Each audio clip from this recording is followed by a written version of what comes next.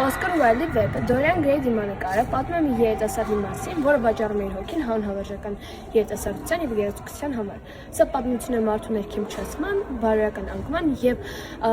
արտաքին փայլի ետևում թաքնված միության մասին։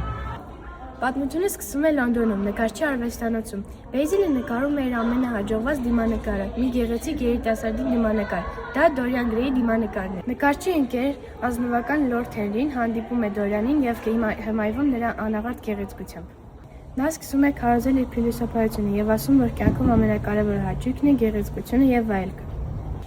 Դորիանը լսելով Լորդ Հենրիի խոսքերը զգում է, թե ինչքան անողոք է ժամանակը։ Նա ցանկություն է հայտնում, որ մնա նույնքան գեղեցիկ և երիտասարդ, այդ բայց սկսած նրա խորհրդավորցակությունը իրականում է։ Սկզբում Դորիանը չգիտակցում դրա հետևանքները։ Նա սիրահարվում է մի երիտասարդ դերասանուհու Սիբիլ Վեյնի, որը հմայում է նրան իր խաղով և անմեղությամբ։ Բայց երբ Սիբիլը սիրահարված լինելով Դորիանին, կորցնում է իր դերասանական ուժը, Դորիանը հիասթափվում և դաժանորեն հրաժարվում է նրանից։ Սիբիլը ինքնասպան է լինում։ Այդ գիշեր Դորիանը նկատում է, որ իր դիմանկարի դեմքի արտահայտությունը փոխվել է, այն ստացել է դաժան և ցինիկ տեսք։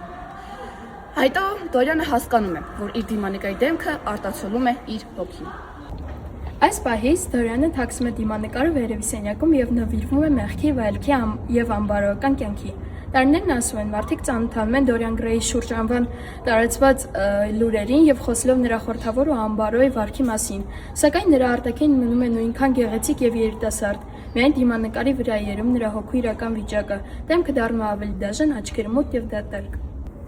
Մի օր Բեյզիլը այցելում է Դորիանին և խնդրում է նրան ապաշխարել։ Դորիանը ամաչելով իր մեղքերից և զարմանալով Բեյզիլի խոսքերից, սպանում է նրան։ Այդ հանցագործությունը դարձնում է Դորիանին լիովին կործանված մարդ։ Դիմանկարը, որը նա նորից տեսնում էր, դառնում էր ավելի սարսափելի մարդկային ձև նույնիսկ կորցնելով։ Դորիանը փորձում է փոխվել, կատարելով մի բարի գործ, մտածելով, որ դիմանկարը կգեղեցկանա։ Սակայն, երբ տեսնում է դիմանկարը նորից, հասկանում է, որ դարձել է ավելի զզվելի, արտացոլելով ոչ թե փրկությունը, այլ ինքնախաբեությունը և կեղծավորությունը։ Հուսահատված Դորիանը վերցնում է դանակը, որով սպանել էր Բեյզիլին և խոցում է նկարը, մտածելով, որ կքավի իր մեղքը։ Ծառաները լսում են մի սարսափելի ճիչ, բարձրանում վերև և տեսնում են մի մահացած ծերունու դանակը խորած սրտին։ Պատին կախված էր այն նույն դիմանկարը երջանկությամբ և գեղեցկությամբ լի։